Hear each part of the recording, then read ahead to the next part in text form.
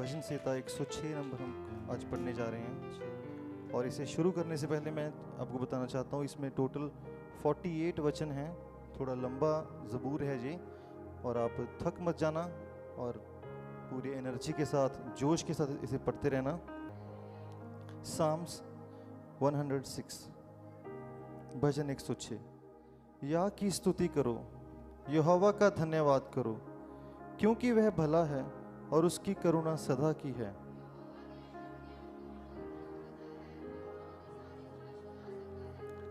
क्या ही धन्य है वे जो न्याय पर चलते हैं और हर समय धर्म के काम करते हैं।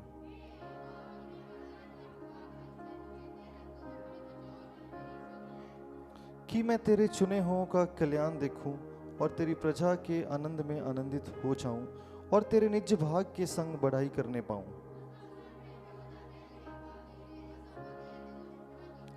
मिस्र में हमारे पुरखाओं ने तेरे आश्चर्य कर्मों पर मन नहीं लगाया, ना तेरी अपार करुणा को स्मरण रखा।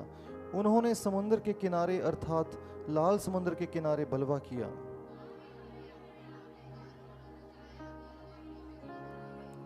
तब उसने लाल समुद्र को घुटका और वह सूख गया, और वह उन्हें गहरे जल के बीच में से मानो जंगल में से निकाल ले आया। और उनके शत्रु जल में डूब गए और उनमें से एक भी ना बचा। परंतु वे झट के उसके कामों को भूल गए और उसकी युक्ति के लिए ना ठहरे। तब उसने उन्हें मुंह मांगा वर तो दिया, परंतु उनके प्राण को सुखा दिया। भूमि फटकर दातान को निकल गई और अबीराम के झुंड को ग्रस्त लिया। उन्होंने होरेब में बछड़ा बनाया और डली हुई मूर्ति को दंडवत की। वे अपने उद्धारकर्ता परमेश्वर को भूल गए, जिसने मिस्र में बड़े बड़े काम किए थे। इसलिए उसने कहा कि मैं उनका सत्यानाश कर डालता, यदि मेरा चुना हुआ मूसा जोखिम के स्थान में उनके लिए ना खड़ा होता, ताकि मेरी जलजलाहट को ठंडा करे। कहीं ऐसा ना हो कि मैं उन्हें नष्ट कर डालूं।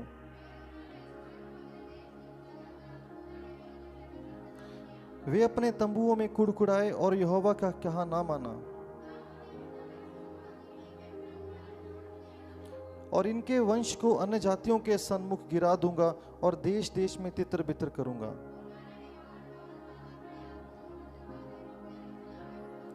ये उन्होंने अपने कामों से उनको क्रोध दिलाया और मरी उनमें फूट पड़ी। और ये उसके लेखे पीढ़ी से पीढ़ी तक सर्वदा के लिए धर्म गिना गया।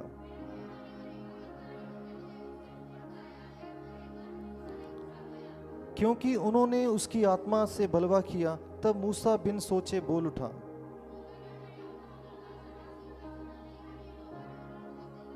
वरन उन्हीं जातियों में हिल मिल गए और उनके व्यवहारों को सीख लिया। वरन उन्होंने अपने बेटे बेटियों को पिशाचों के लिए बलिदान किया।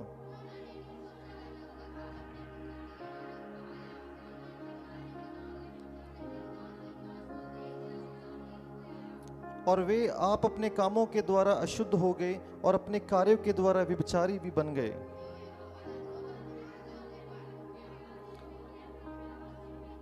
तब उसने उनको अन्य जातियों के वश में कर दिया और उनके वैरियों ने उन पर प्रभुता की। बारंबार उसने उन्हें छुड़ाया, परंतु वे उसके विरुद्ध युक्ति करते गए और अपने अधर्म के कारण दबते गए।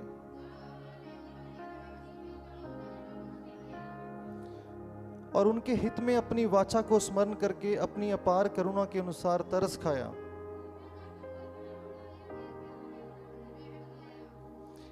हे हमारे परमेश्वर यहोवा, हमारा उद्धार कर और हमें अन्य जातियों में से इकट्ठा कर ले, कि हम तेरे पवित्र नाम का धन्यवाद करें और तेरी स्तुति करते हुए तेरे विषय में चढ़ाई करें।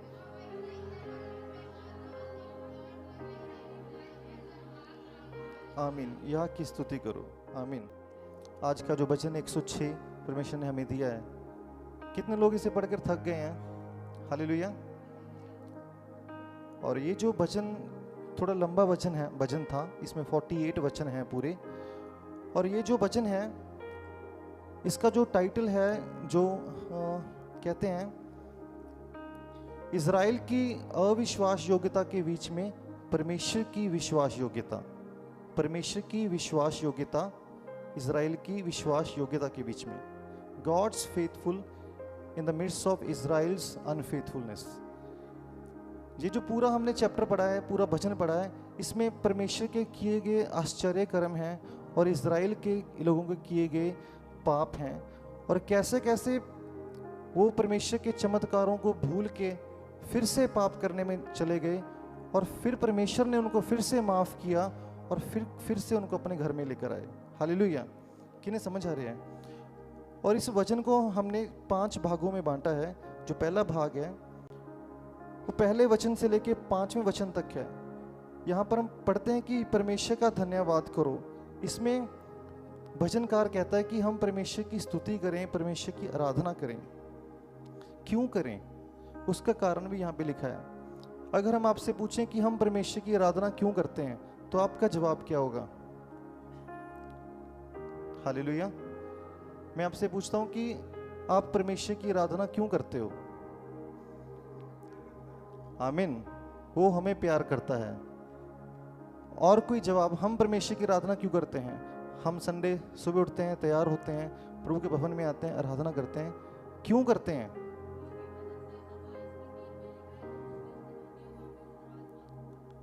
जहां पर उसकी अस्तित्व होती है वहां पर वो विराजमान होता है। वो विराजमान होता है, इसलिए आराधना करते हैं। हालेलुया। और कौन कौन कहते हैं कि मुझे आशीष मिलती है इसलिए मैं आराधना करता हूँ? फिर तो बहुत स्वार्थी हैं हम। आशीष मिलती है तो आराधना करते हैं। इसमें लिखा है कि यहोवा का धन्यवाद करो क्योंकि वो भला है। क्योंकि वो भला है इसलिए हम धन्यवाद करते हैं। उसने हमेशा हमारे साथ भलाई ही की है, भला ही कीता है, इस करके ਅਸੀਂ ਧੰਨਵਾਦ ਕਰਦੇ ਹਾਂ। ਚਾਹੇ ਅਸੀਂ ਅਨਫੇਥਫੁਲਨੈਸ ਹੋ ਜਾਈਏ, ਚਾਹੇ ਅਸੀਂ ਅਵਿਸ਼ਵਾਸਯੋਗਤਾ ਦਿਖਾਈਏ, ਪਰ ਫਿਰ ਵੀ ਉਹ ਸਾਡੇ ਨਾਲ ਵਿਸ਼ਵਾਸਯੋਗ ਪਰਮੇਸ਼ਰ ਹੈ, ਉਹ ਭਲਾ ਪਰਮੇਸ਼ਰ ਹੈ, ਇਸ ਲਈ ਅਸੀਂ ਉਸਦੀ ਆਰਾਧਨਾ ਕਰਦੇ ਹਾਂ। ਹਾਲੇਲੂਇਆ। ਆਪਣਾ ਜਵਾਬ ਇਹ ਨਹੀਂ ਹੋਣਾ ਚਾਹੀਦਾ ਕਿ ਪਰਮੇਸ਼ਰ ਮੈਨੂੰ ਆਸ਼ੀਸ਼ ਦਿੰਦਾ ਜੀ ਇਸ ਕਰਕੇ ਮੈਂ ਆਰਾਧਨਾ ਕਰਦਾ। ਨਹੀਂ, ਫਿਰ ਤਾਂ ਅਸੀਂ ਸਵਾਰਥੀ ਹਾਂ। ਫਿਰ ਤਾਂ ਇਹ ਜਿਸ ਤਰ੍ਹਾਂ ਬੱਚੇ ਨੂੰ ਟੌਫੀ ਦਿੰਦੇ ਆ ਤੇ ਬੱਚਾ ਭੱਜਿਆ ਆਉਂਦਾ ਗਾ, ਜੇ ਨਾ ਦੇ ਤਾਂ ਨਹੀਂ ਆਊਗਾ। ਹਾਲੇਲੂਇਆ। ਪਰਮੇਸ਼ਰ ਭਲਾ ਹੈ, ਪਰਮੇਸ਼ਰ ਵਿਸ਼ਵਾਸਯੋਗ ਹੈ। ਉਹ ਸਾਡੇ ਅਵਿਸ਼ਵਾਸਯੋਗ ਹੋਣ ਤੋਂ ਬਾਵਜੂਦ ਵੀ ਉਹ ਵਿਸ਼ਵਾਸਯੋਗ ਰਹਿੰਦਾ ਹੈ, ਇਸ ਲਈ ਅਸੀਂ ਉਸਦੀ ਆਰਾਧਨਾ ਕਰਦੇ ਹਾਂ। ਪਹਿਲੇ 5 ਵਚਨਾਂ 'ਚ ਇਹੀ ਲਿਖਿਆ ਕਿ ਪਰਮੇਸ਼ਰ ਦੀ ਅਸੀਂ ਬਿਨਾਂ ਕਿਸੇ ਕਾਰਨ ਤੋਂ, ਬਿਨਾਂ ਆਪਣੇ ਸਵਾਰਥ ਤੋਂ ਅਸੀਂ ਉਸਦੀ ਆਰਾਧਨਾ ਕਰੀਏ, ਉਸਦੀ ਮਹਿਮਾ ਕਰੀਏ। ਜੋ ਇਸਦਾ ਦੂਸਰਾ ਭਾਗ ਹੈ ਉਹ ਵਚਨ 6 ਤੋਂ ਲੈ ਕੇ ਵਚਨ 12 ਤੱਕ ਹੈ। ਇਹਦੇ ਵਿੱਚ ਅਸੀਂ ਪੜ੍ਹਦੇ ਹਾਂ ਕਿ ਇਜ਼ਰਾਈਲ ਦੇ ਨਾਲ ਪਰਮੇਸ਼ਰ ਨੇ ਕਿੱਡੇ ਵੱਡੇ ਆਸ਼ਚर्य ਕਰਮ ਕੀਤੇ। ਲਾਲ ਸਮੁੰਦਰ ਦੇ ਵਿੱਚ ਉਹਨਾਂ ਨੂੰ ਬਾਹਰ ਲੈ ਕੇ ਆਇਆ, ਉਹਨਾਂ ਨੂੰ ਗਹਿਰੇ ਜਲ ਤੋਂ ਬਚਾਇਆ, ਉਹਨਾਂ ਦੇ ਸ਼ਤਰੂਆਂ ਤੋਂ ਉਹਨਾਂ ਨੂੰ ਬਚਾਇਆ। ਇਹ ਸਾਰੇ ਕੰਮ 6 ਤੋਂ ਲੈ ਕੇ 12 ਦੇ ਵਿੱਚ ਲਿਖੇ ਹੋਏ ਨੇ। ਜਦੋਂ ਉਹ ਮਾਰੂਸਥਲ ਭੂਮੀ ਦੇ ਵਿੱਚੋਂ ਜਾਂਦੇ ਸੀਗੇ, ਪਰਮੇਸ਼ਰ ਨੇ ਉਹਨਾਂ ਨੂੰ ਮੰਨਾ ਦਿੱਤਾ, ਪਾਣੀ ਦਿੱਤਾ, ਸਭ ਕੁਝ ਦਿੱਤਾ ਪਰਮੇਸ਼ਰ ਨੇ। ਇਹ ਸਾਰੇ ਵੱਡੇ ਵੱਡੇ ਕੰਮ ਲਿਖੇ ਨੇ। ਜਿਸ ਤਰ੍ਹਾਂ 11वें वचन 'ਚ लिखा कि उनके शत्रु जल में डूब गए और एक भी ना बचा, पर परमेश्वर ने अपने लोगों ਨੂੰ ਬਚਾਇਆ। ਇਸ ਭਾਗ ਦੇ ਵਿੱਚ ਪਰਮੇਸ਼ਰ ਦੇ ਵੱਡੇ ਵੱਡੇ ਕੰਮ ਨੇ। ਕਿ ਇਹ 6 ਤੋਂ ਲੈ ਕੇ 12 ਵਾਲਾ ਭਾਗ ਸਾਡੇ ਜੀਵਨ ਦੇ ਵਿੱਚ ਹੈ ਕਿ ਪਰਮੇਸ਼ਰ ਨੇ ਸਾਡੇ ਜੀਵਨ ਦੇ ਵਿੱਚ ਵੱਡੇ ਵੱਡੇ ਕੰਮ ਕੀਤੇ ਨੇ। ਸਾਨੂੰ ਪਰਮੇਸ਼ਰ ਹਨੇਰੇ ਵਿੱਚੋਂ ਕੱਢ ਕੇ ਲੈ ਕੇ ਆਇਆ, ਗਰੀਬੀ ਦੇ ਵਿੱਚੋਂ ਕੱਢ ਕੇ ਲੈ ਕੇ ਆਇਆ, ਬਿਮਾਰੀਆਂ 'ਚੋਂ ਕੱਢ ਕੇ ਲੈ ਕੇ ਆਇਆ ਪਰਮੇਸ਼ਰ। ਜਿੱਥੇ ਬਚਣ ਦੀ ਉਮੀਦ ਨਹੀਂ ਸੀ ਉੱਥੋਂ ਪਰਮੇਸ਼ਰ ਨੇ ਸਾਨੂੰ ਬਚਾ ਕੇ ਸਾਨੂੰ चट्टान ਤੇ ਖੜਾ ਕੀਤਾ। ਇਹ 6 ਤੋਂ ਲੈ ਕੇ 12 ਤੱਕ ਸਾਰੇ ਆਸ਼ਚर्य ਕੰਮ ਲਿਖੇ ਹੋਏ ਨੇ। पर जो 13वां वचन है उसे लिखा कि परंतु वे झट उसके कामों को भूल गए। इतने बड़े बड़े काम परमेश्वर ने इस्राएलियों के जीवन में किए और वो भूल गए। भूल के उन्होंने जंगल में लालसा की। हालेलुया।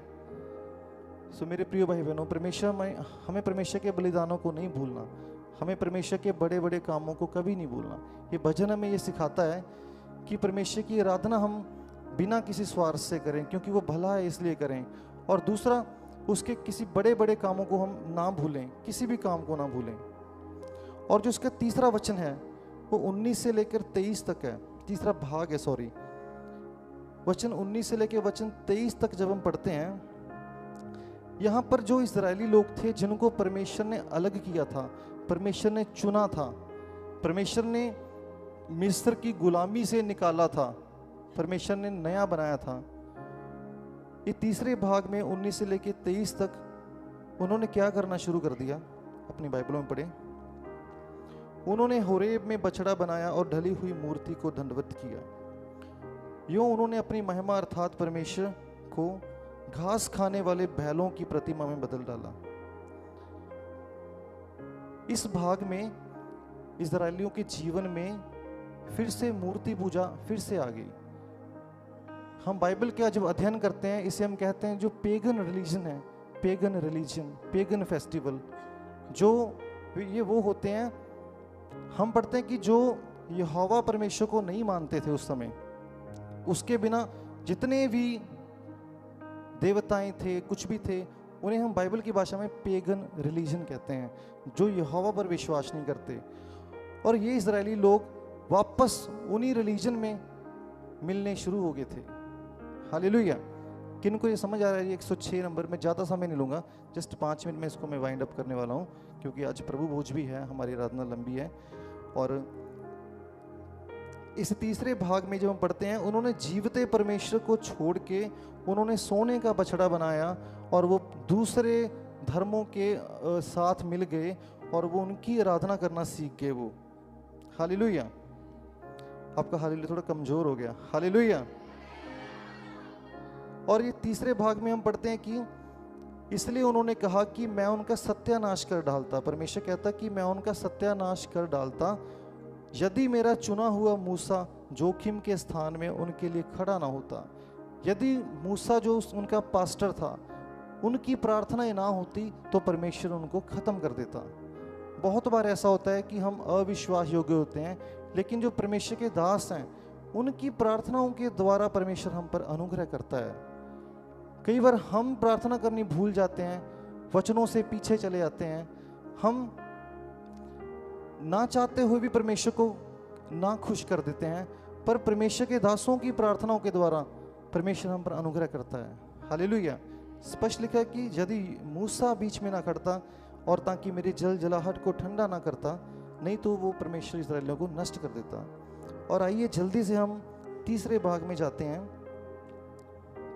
सॉरी चौथे भाग में जाते हैं। तो चौथा भाग है, इसका वचन 34 से लेकर 34 से लेकर 39 तक है। वचन 34 से 39 तक जब हम पढ़ते हैं, जिन लोगों के विषय में यहोवा ने उन्हें आज्ञा दी थी उनका उन्होंने सत्यानाश ना किया, वरन उन्हीं जातियों में हिल मिल गए और उनके व्यवहारों को सीख लिया और उनकी मूर्तियों को पूजा करने लगे और वे उनके लिए फंदा बन गई। वरन उन्होंने अपने बेटे बेटियों को पिशाचों के लिए बलिदान किया और अपने निर्दोष बेटे बेटियों को लहू बहाया, और उन्होंने कनान की मूर्तियों पर बलि किया और इसलिए देश खून से अपवित्र हो गया। और वे आप अपने कामों के द्वारा अशुद्ध हो गए और अपने कार्यों के द्वारा व्यभिचारी भी बन गए। हालेलुया। इस तीसरे भाग में उनकी वो दुर्दशा लिखी है जब उन्होंने पेगन जातियों की, नेशंस की वो नकल करना शुरू कर दी। परमेश्वर के लोगों ने वो भूल गए कि परमेश्वर ने हमें अलग किया है, परमेश्वर ने हमें चुना है। हालेलुया।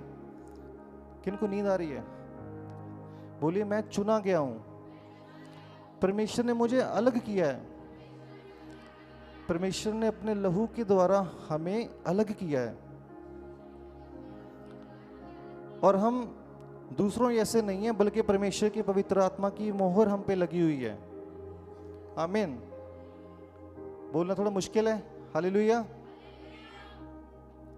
और ये जो चौथा भाग में हम पढ़ते हैं कि वे जातियों में हिल मिल गए और उनके कामों को सीख लिया।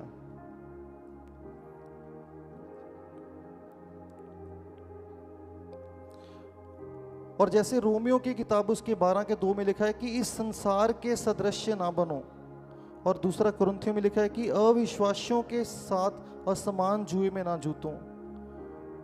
और पहला पत्रस में कहता है कि पहले की अभिलाषाओं के अनुसार ना चलो, अंधकार के निष्फल कामों के में सहभागी ना हो। इफिसियों में लिखा है। हालेलुया।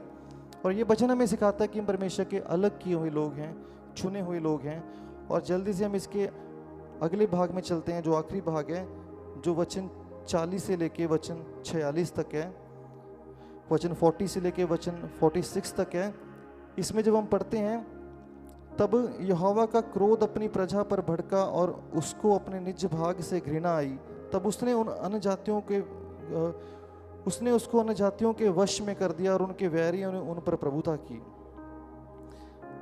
इस भाग में लिखा है कि जब वो लोग उनके साथ परमेश्वर से अविश्वास हो गए, तब परमेश्वर ने उनको उनके हवाले कर दिया और वो दूसरे जो देश थे, नेशन थे, वो इजराइल के ऊपर प्रभुता करने लग गए। तब वो उनके गुलाम बन गए। स्पष्ट लिखा है कि तब उसने उनको अन्य जातियों के वश में कर दिया और उनके वैरियों ने उन पर प्रभुता की और उनके शत्रुओं ने उन पर अंधेर किया और वे उनके हाथ के तले दब गए। हालेलुया। जब हम जहाँ से परमेश्वर ने हमें अलग किया है, परमेश्वर ने हमें चुना है, अगर फिर से हम वही पाप में जाएंगे तो परमेश्वर हमें उनके अंडर में कर देगा। हालेलुया।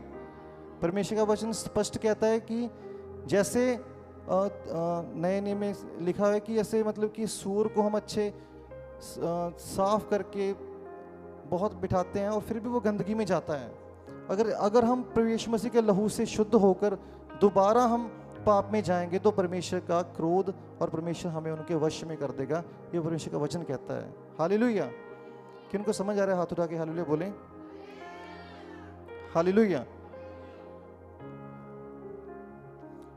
लेकिन अगला वचन कहता है कि बारंबार उसने उन्हें छुड़ाया, परंतु वे उसके विरुद्ध युक्ति करते रहे। तो भी जब उनका चिल्लाना उनके कान में पड़ा, तब उसने उनके संकट पर दृष्टि की और उनके हित में अपनी वाचा को स्मरण किया, अपनी अपार करुणा के अनुसार उन पर तरस खाया और जो उन्हें बंदी बनाकर ले गए थे, उन सब पर उसने दया कराई। मीन्स इस भाग में परमेश्वर ने उनको उनके हवाले कर दिया, फिर उन्होंने उनके ऊपर प्रभुता की। हालेलुया। परमेश्वर ने जिस इज़राइल को चुना था, निकाला था, वो लोग पहले इतने मतलब कि कठोर थे और बाद में परमेश्वर ने उनको उनके हवाले कर दिया। और मैं एक छोटी सी कहानी बताना चाहता हूँ कि इनको शद्रक, मेशक और अबेदनगो की कहानी बताएं।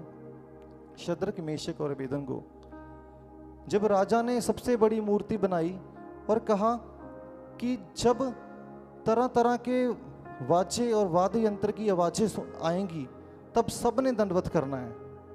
तब सारे देश ने उसके आगे दंडवत किया, लेकिन 3 बंदे खड़े रहे वहां पर, उन्होंने दंडवत नहीं किया, उन्होंने मत्था नहीं टेका। पूरे सारा देश नीचे सिर झुकाए खड़ा था, लेकिन वो 3 खड़े थे। वो परमेश्वर के अलग किए हुए लोग थे, वो अलग दिखेंगे। हालेलुया। बोले मैं परमेश्वर का अलग किया हुआ हूं और अलग ही दिखूंगा। उसके बाद क्या हुआ कि उनको आग की भट्ठी में डाला, लेकिन परमेश्वर ने उस आग की भट्ठी में से उनको बचाया। 3 जन डाले थे, लेकिन देखा वहां 4 जन थे, परमेश्वर खुद उतराया था। हालेलुया। और बड़े बड़े चमत्कार तब होंगे जब हम परमेश्वर के लिए खड़े रहेंगे, परमेश्वर के लिए अपने आप को अलग करेंगे, ना कि हम मिल जाएंगे। हालेलुया।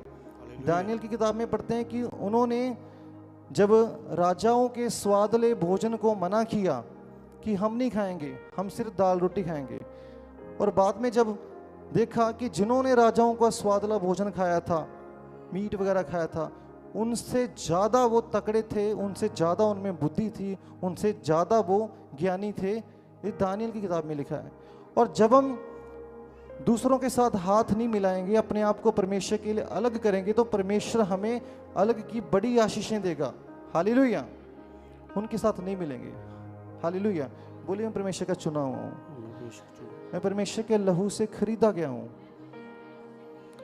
और ये वचन 106 में हमने जो पढ़ा है, जिन इजरायलियों को परमेश्वर ने मिस्र से छुड़ाया था, वो जब कंफर्ट जोन में आ गए, वो फिर से आपस में आले दाले की जातियों में जुड़ गए थे।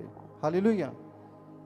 एलिया की कहानी में एलिया कहता है कि अगर बाल देवता है तो आज उनको चुन लो, अगर परमेश्वर है, सच्चा देवता है, परमेश्वर यहोवा सच्चा है, तो उसके पीछे हो लो।